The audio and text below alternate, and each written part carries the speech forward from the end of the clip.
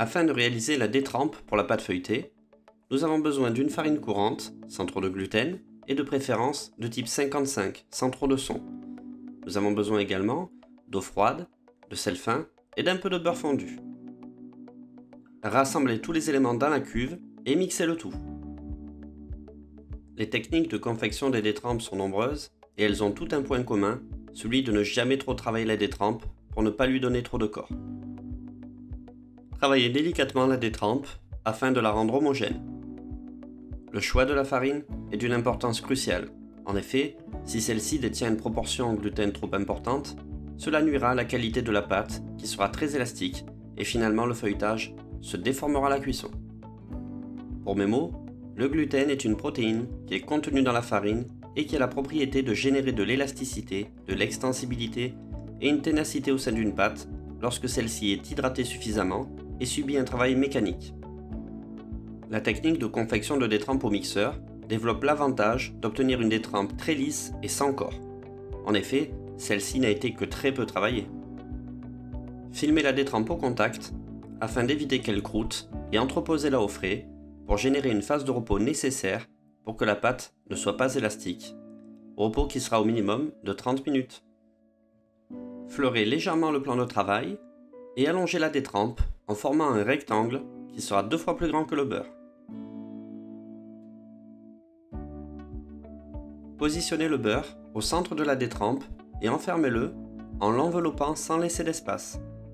On appelle cette technique la méthode en portefeuille. Préalablement, le beurre a été sorti d'avance et mis à la même consistance que la pâte. Mettre bien au carré le pâton en tapotant avec le rouleau sur les bords de la détrempe.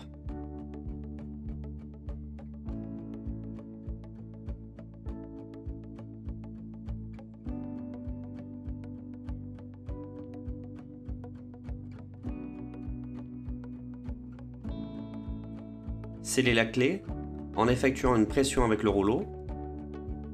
Donnez des petits coups de rouleau réguliers sur le bâton de façon à l'amincir légèrement. Abaissez la pâte à la main ou au laminoir en évitant de trop fleurer la pâte. On va chercher une longueur assez importante, nécessaire pour le travail de pliage qui va suivre, qu'on appelle le tourage. Effectuez le tour simple en rabattant un tiers de la pâte vers le centre et en essayant d'avoir des angles le plus droits possible.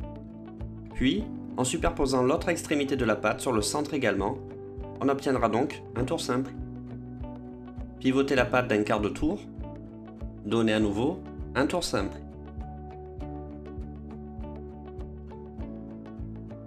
Mettre la pâte au frais afin qu'elle effectue un repos de 20 à 30 minutes, puis redonner 2 tours simples. Il est très important d'observer des temps de repos de 20 à 30 minutes entre chaque série de 2 tours.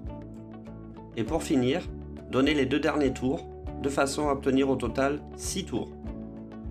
On pourrait tout à fait réaliser un enchaînement de tours simples et de tours doubles afin de gagner du temps. L'objectif est d'en arriver à 6 tours. Pour mes mots, un tour double est égal à 1,5 tours simple. Marquez la pâte de 6 empreintes et entreposez au frais. Afin de confectionner une compote de pommes, commencez par éplucher les pommes soigneusement à l'aide d'un économe. Bien entendu, avant l'étape du pelage, les pommes ont été lavées.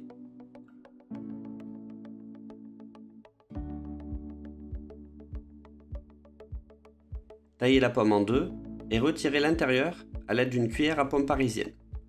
On pourrait également utiliser un vide-pomme pour réaliser cette opération.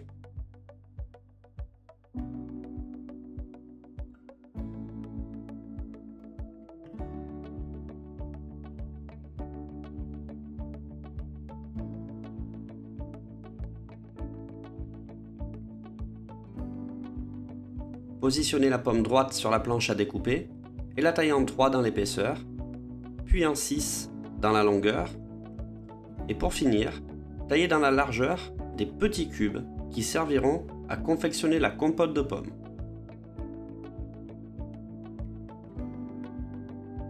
Citronnez légèrement les cubes de pommes afin d'éviter leur oxydation. Faire fondre le beurre dans une russe. Ajoutez, lorsque le beurre est totalement fondu, les cubes de pommes. Parfumez la compote avec de la vanille liquide.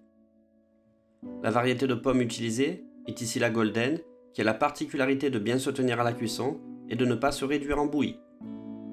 On pourrait ajouter du sucre semoule à l'intérieur de la compote, toutefois lorsque les fruits sont en pleine maturité, il n'est pas nécessaire d'en rajouter. Le sucre des fruits suffit amplement. Tout ceci est lié à l'appréciation de chaque professionnel. Maintenir la cuisson des pommes jusqu'à ce que celle-ci soit très fondante, puis débarrasser.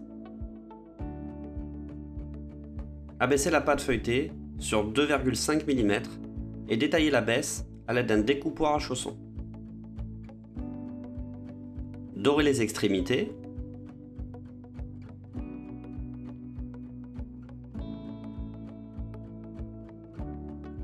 Garnir les chaussons à l'aide de la compote de pommes refroidie. Refermer les chaussons en scellant bien les bords et entreposer en surgélation quelques minutes pour les raffermir, mais attention à ne pas les surgeler.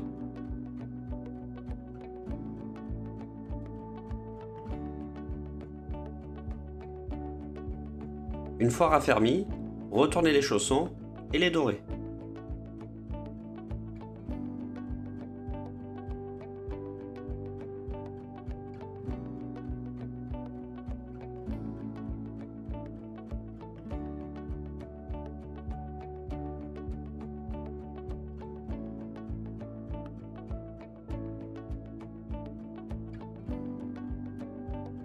Pivotez-les pour préparer l'étape du rayage qui va se faire à l'aide d'une grigne qu'on appelle la lame du boulanger.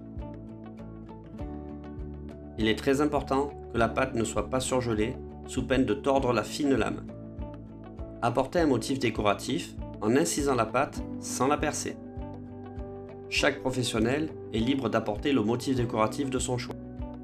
Après rayage, on peut pratiquer des incisions pour faire échapper la vapeur contenue dans le chausson afin d'éviter qu'il ne gonfle de trop. Bien souvent, on accentue une ou deux incisions afin d'éviter de trouer la baisse de manière aléatoire. Entreposez quelques minutes en surgélation pour les raffermir. Enfournez à 180 degrés durant 25 à 30 minutes environ. Après cuisson, glacez les chaussons à l'aide de sirop et réenfournez quelques minutes afin de fixer le sucre sur les chaussons.